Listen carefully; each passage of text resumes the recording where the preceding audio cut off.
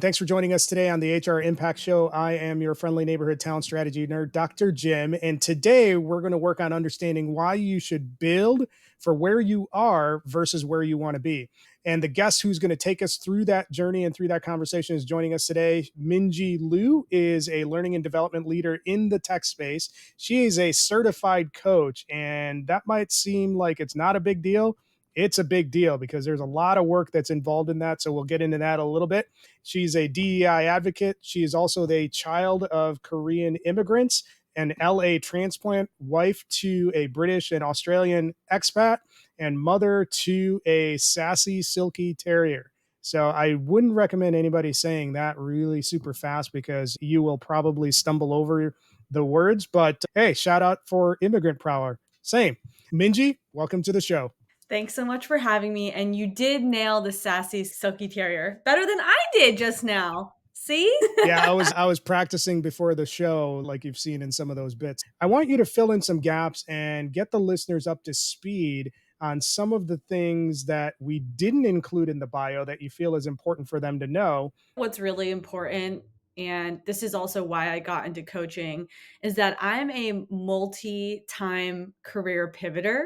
And I started in marketing, I moved into consulting, and then I went into startup and L&D. And within L&D, that bubble is like super like wide in variety. And I think that has really contributed to my approach and like strategic thinking and things, to have a background that's unique and bring a variety of experiences into what I do. And then the other thing I have to mention is I'm incredibly competitive, and I bring that to the tennis court, and I play tennis, I practice tennis, I watch pro tennis. It's a huge part of my life. And so hopefully those two things bring more color. You see, you can't drop stuff like that in the Sorry. conversation because my curiosity starts going. All right, so let me tie all this together then. So you mentioned that you're a multi-time career pivoter, and you noted that it's helped you with some of the strategic thinking that you've built into your career arc. How did one help you do the other? Yeah, totally. I went to school in New York, and that really was the mecca of Mad Men and advertising. And so I grew up in that environment, and I wanted to be the next Piggy Olsen. And so I spent the first few years of my career in that space. And what I really learned there was a handful of things. One is like strategic thinking, strategic planning, critical to any role as a leader nowadays, right? Understanding data, using data effectively, and telling a really compelling data story, critical in any role. And then I'd say the third thing is being in advertising and focusing on the customer and how to compel them into taking action. That is a lot of what we do in learning and development. It's a huge part of us trying to get people really engaged in programs and change behavior. And that really has, I think, set me up for success in this type of role, in addition to the subject matter expertise of learning and org change and design and culture and all those things. The part that I like the most about what you said is that last bit about customer centricity. And that's coming from your marketing experience, because that's one of the things that I often talk about from the sales side of it when I'm talking about what's typically wrong with the broader sales sector is that we're not customer centric. We're product centric, and that's a problem in terms of Mm. how people show up. So let's get into it. When you think about your current role and what you're most proud of so far, tell us a little bit about what that would be. I think about this answer in two ways. One is personal, one's professional. So, professionally, coming in, stepping into a leadership role, this is my first time as a director, my first time really owning and operating the standing up of a function, creating these really compelling programs internally that have never been done before in that way, that's org wide, accessible to a bunch of different functions cross functionally, right? Those are the things that I feel like have really driven impact and created a lot of value at Greenhouse. And I'm really proud of that. On the personal side, I came into this role in an interesting situation where 3 weeks into the role, we were notified of a riff, and there was a lot of emotions around that. And my leader was going out on parental leave for 4 months. About 2 months into me being here, he just returned, and really trying to guide and coach my direct report through all of that, those things really impacted me personally, and I think I grew a lot of resilience having to go through that. And I'm very proud of the entire package of this experience and how it shaped me professionally and personally. There's something really interesting about what you just mentioned, and that was your first time being a director and your first time being a director in a startup division within a broader organization. One of the challenges that commonly comes up in any sort of big pivots like that is getting your mindset right. So as a director, you have to be more strategically oriented in terms of how you think, but as a director in a startup, you have to be more hands-on. How did you make those two things work? You're spot on there. I really took advantage of those first 2 months that I got with my leader before he went out, just to align strategically on the vision of these programs that we were delivering. And once he left, it was execution mode. And so I think it was really around the timing and the prioritization of in the literal next couple weeks, what do we need to align on? What do we need to do? And then for the remainder of the time, I'm a planner. I personally am a planner. And so I think being that way helped me just be able to set myself up for navigation for the year. So let's play it forward. So you've already gotten some momentum. When you look at the next 12 to 18 months, what are the moonshots that are on your radar that you want to get knocked out? I appreciate this question because we're literally in planning mode for 2024, and we have a sort of a whiteboard session next week in person to talk about it on my team. So I think there's some context that I can share. We created a custom in house development program. There were 8 modules for a specialized cohort of 30 cross functional managers going through really just skill development on these critical managerial capabilities. And that program we piloted, it was called Bloom. And what we are doing for next year is taking the results and the feedback of that pilot and then scaling. So next year we will have 3 cohorts going through Bloom, which that's a moonshot. That requires a lot of scaling activities and and behaviors of how do we deliver this to a wider group to its optimal experience. And then there's other things that we have in the works too, is like scaling other opportunities for other groups to go through, like IC development, individual contributor development, or really taking what are we going to do for our senior leadership team, which is our VP plus group. We're really going from building to, okay, now like we're bringing this to life and filling in the pieces. So I'm thinking about what you have on deck, and I'm thinking about the dynamics of your team size. Mhm. How did you start? What was your process for figuring out what you should prioritize? Because you're talking about a sizable organization and there's a small team that you have. I think that we are really strategic in how we use our external partners. So, leveraging them to be able to scale is really important to us. In terms of audiences, we know that being a manager is not something that is easy. You are not born a leader, you are made a leader. And so, we are really focusing on our managers and we're focusing on our executives because they, VP level, they are really steering the ship on the execution of our business objectives. And so those two audiences are really going to drive the most impact in helping us really achieve the moonshots we have as a business next year. Yeah, I really the aspect of emphasis on getting managers built or and that's a significant gap in many organizations, especially when you're talking about disconnect between the vision and strategy and the execution. A lot of it breaks down at the manager level.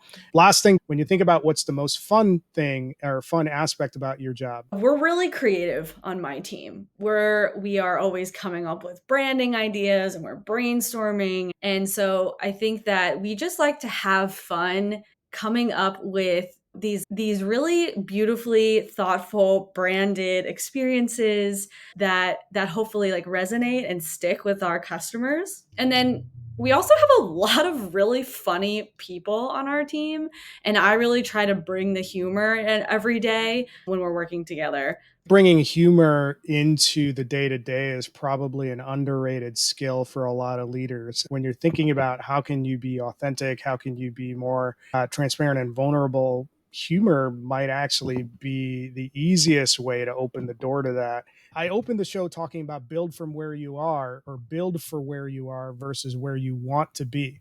And that's in contrast with what you're often told about begin with the end in mind. So when you think about those game changing realizations that helped you build a high performing team, how does all that fit together? Not only for greenhouse, but the tech sector has gone through a lot of change in the last year and 2, 3 years, and I'm a big believer in long-term planning. However, I do think that it has to be reasonable for the environment, and so we're really focusing on just 2023. That's what I set out to do in March when I joined, and then now we're really setting out to think about 2024. And beyond that, we're treading lightly on anything beyond that kind of time frame because so much can happen and change. In terms of building a high performance team based on those sort of environmental circumstances, having stood up the org this year, I knew that when it came to the talent that I selected, it was going to have to be someone and team members who thrive on variety, are well-rounded, have a desire to learn a lot of things and do a lot of things rather than just like the same thing every day and crave that kind of, I would say, stability in a sense of just knowing what you're going to do every day coming into the day. That's just not how we work. And I'll say I have to shout out my direct report, Teresa. She has been able to flex a lot and grow in so many ways because she has a hunger to just get her hands on many different things. And that's just what we need as a startup team right now. So I want to crystallize some of the things that you're talking about. And the specific use case that you're talking about is how do you structure your talent strategy or your hiring strategy or even your execution strategy based on where you are as a function. For context, Greenhouse is a large sort of mature tech organization. The L&D practice is a complete startup.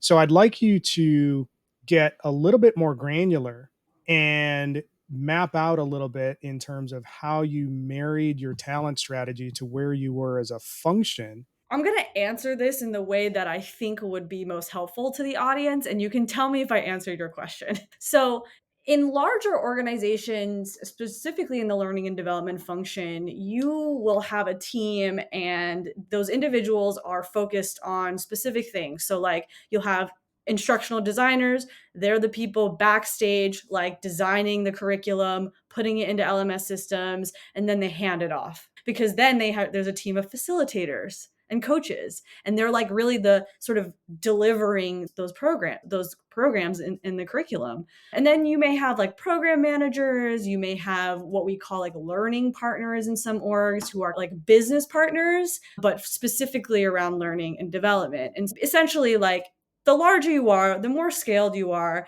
the more specialized these roles are. We just don't have that luxury. It's a team of two right now. And so when I'm looking at whether it's Teresa or a program manager that we want to get in the future as I grow my team, is looking at how do we create a role and how do we find the right talent that encompasses all of those skills that I mentioned into one. If I'm thinking about what you said and applying it to the context that you're in, and let's talk about it the way it is. Your division's a startup division within broader organizations that's much more mature. And it reminded me of a conversation that I had with Melissa Moody, who is a former Googler, co founder of Gated, and she's been pretty solid throughout her career, but especially when it comes to small team marketing. And one of the things that she said is that for any small team, you have to have the mindset that's rooted in the pursuit of production versus a larger organization which is obsessed with the pursuit of perfection. So as a small team, you just need to build good enough and get it out and iterate on the fly versus a larger organization, which is what how I gathered what you were saying. A larger organization has a luxury of building the perfect thing and putting it out. So hopefully I'm not taking words out of your mouth, but that's what I gathered out of it. Totally. I love that. Production versus perfection. For us, that's why we created a pilot of Bloom, our leader development program, because we knew that we would iterate on it and it will look different next year. And so I think that for us, it's we came into greenhouse like we just need something. Anything is a win. And for me, as a competitive person, like I want it to be perfect. But the reality is, like, the fact that we got it out and it had the impact that it did and it had positive results, like huge win for us. Yeah, I'm glad that you brought out the concept of a pilot. And when we think about that pilot that you launched, what did you learn from that pilot that informed your three moonshots or your moonshot that you're planning on launching? Draw the connection there, and especially in the context of a small team in driving high production, in driving high performance. Yeah, there's some context that I want to share with that, which is we had basically had the cohort make a commitment that they would give us feedback on each session's content, the whole curriculum in general, the learner experience, because we had the end in mind of creating like the perfect program later. And this group of managers, some of our like performing managers in the org. They have really embodied greenhouse values. And we made sure that there was, of course, like really great representation in that cohort. They've helped us out a lot. We've learned a lot. But one of the things that we learned was designing the program Bloom to make sure that first and foremost, the curriculum is relevant to where managers are. And so if we continue in 2024 to get the most highest performing managers, they don't need a feedback 101 course. They got that nailed. It's small potatoes. What they need is some of these higher level skills of how do I lead change? Or how do I understand these things that you learn in an MBA program in 2 hours? How do I look at a balance sheet, or how do I do OKR planning? Like, these are sophisticated higher level skills that we're going to focus on in Bloom and really be able to deliver the sort of more basic skills org wide. Let's flip this a little bit. Let's say there's an organization that is looking to do what you're doing, or there's a people leader in a similar circumstance. You're not through the entire arc of maturing this division, but you're on your way. What are the big red flags that you didn't realize existed that you know now that other people should avoid if they're trying to do the same thing that you're doing? I expected the experience that I had because I had really transparent leaders communicate that to me. And I had real transparency in the interview process, actually. And I think the red flags weren't coming from anything external and really coming more from me, which is that I put a lot of pressure on myself to be a perfectionist. And in a production type team and mission, that's not going to work all the time. And so really trying to be patient and have grace for myself has been like the hardest thing, I would say. So there's something interesting about that I'd like you to expand on. I can totally relate to the competitive aspect of it. I could totally relate to wanting to make an impact. And I can totally relate to how your tennis experience flows into the need, or at least the desire to, I want to accomplish 100 million things. So you said give yourself grace.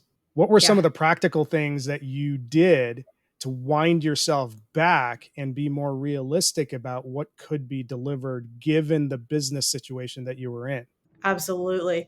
I have to use a tennis analogy because you mentioned it. So, in the game of tennis, what makes a champion is someone who can still win a match even on their worst day. So, if you're not playing very well, but you still win the match, that's how you win grand slams. And that's a common kind of idea in the tennis world. And I think that really applied to, as an example, when I was trying to form like relationships and build things during a riff.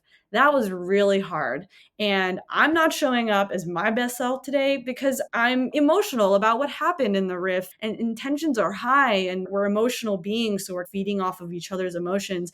And to form relationships in that environment to honestly stay focused and be productive and like actually crank things out can be really hard. And so for me, when I was going through that, it was like, if I just accomplished this today, if I have one good conversation over a cup of tea with somebody today, like that's a win.